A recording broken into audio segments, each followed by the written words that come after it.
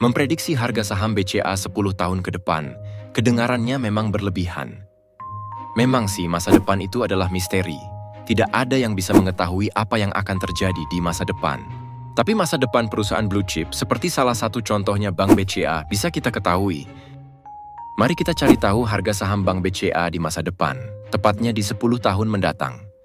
Harga saham Bank BCA per hari ini Jumat 5 November 2024 berada di harga Rp10.100 per lembarnya. Jadi untuk mengetahui harga saham BCA 10 tahun kemudian, kita harus melihat kinerja Bank BCA selama 10 tahun ke belakang. Data yang kita perlukan adalah data EPS BCA dari 10 tahun ke belakang, mulai dari tahun 2014 sampai 2023. Berikut adalah ringkasan EPS atau Earning Per Share tahunan Bank BCA dari tahun 2014 hingga 2023. Di tahun 2014, BCA memberikan EPS atau untung Rp134 untuk setiap satu lembar sahamnya. Di tahun 2023, EPS-nya naik ke Rp395.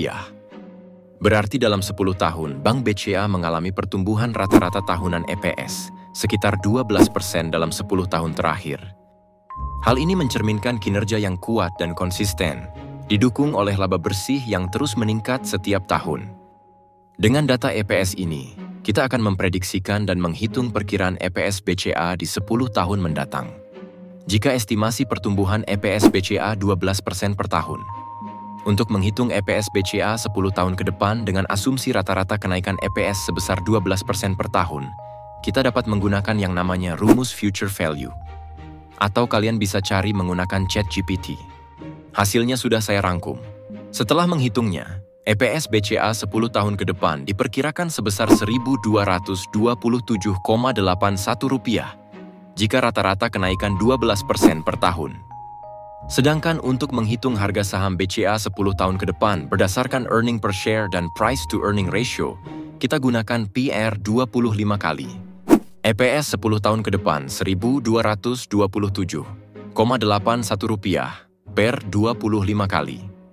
Cara hitungnya, EPS saat itu Rp1.227,81 kali per 25 sama dengan Rp30.695,25. Jadi harga saham BCA diperkirakan sebesar Rp30.695,25 per lembar 10 tahun ke depan. Jika kalian beli saham BCA pada hari ini dengan harga Rp10.100 per lembar, 10 tahun kemudian harganya naik jadi Rp30.695,25 per lembarnya. Mari kita berandai-andai. Misalkan kalian beli saham BCA sekarang sebanyak 50 lot. 50 lot berarti 5.000 lembar. Untuk beli 5.000 lembar saham BCA, kita butuh uang Rp50.500.000. 10 tahun kemudian, modal kita yang Rp50.500.000 ini akan menjadi Rp153.476.250. Belum lagi kita dapat dividen tiap tahunnya. Itu kan kalau kita beli saham 5.000 lembar. Jika kalian beli 100.000 lembar, kita butuh uang 1 miliar. 10 tahun kemudian saham tersebut kita jual. Uang kita telah menjadi Rp3,07 miliar. Sebenarnya untuk dapat keuntungan dalam berinvestasi saham BCA ini mudah. Yang pertama jelas harus ada uang dulu.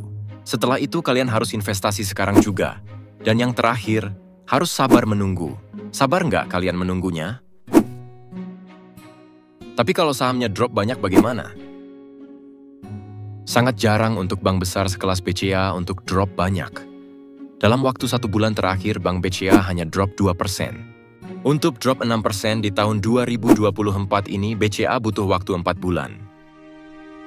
Sebagai landasan kepercayaan kita, setidaknya dalam 20 tahun terakhir kinerja bank-bank besar di Indonesia, salah satunya BCA, kinerjanya terus meningkat, yang menyebabkan harga sahamnya terus naik. Kenapa saya bisa sangat yakin bahwa saham bank-bank besar seperti salah satunya BCA, sahamnya akan terus naik di masa depan? Karena tidak bisa dibayangkan, jika 10-20 tahun ke depan bank-bank besar di Indonesia ini bangkrut. Yang ada malah perusahaan besar ini labanya makin lama makin besar, seiring dengan bertambahnya jumlah penduduk di Indonesia. Kalau sahamnya lebih jatuh lagi gimana, Bang? Dalam jangka pendeknya kita nggak tahu, tapi kalau kita melihat ke masa lampau saat krisis moneter tahun 98, krisis keuangan global tahun 2008, dan pandemi 2019, saham-saham bank besar ini masih bisa bertahan, dan bahkan kinerjanya jadi lebih baik dari tahun-tahun sebelumnya. Dalam jangka panjang, bank-bank besar ini mampu bangkit lagi. Bahkan jika harganya drop lagi, itu adalah kesempatan buat kita untuk dapat beli lebih banyak lagi di harga murah.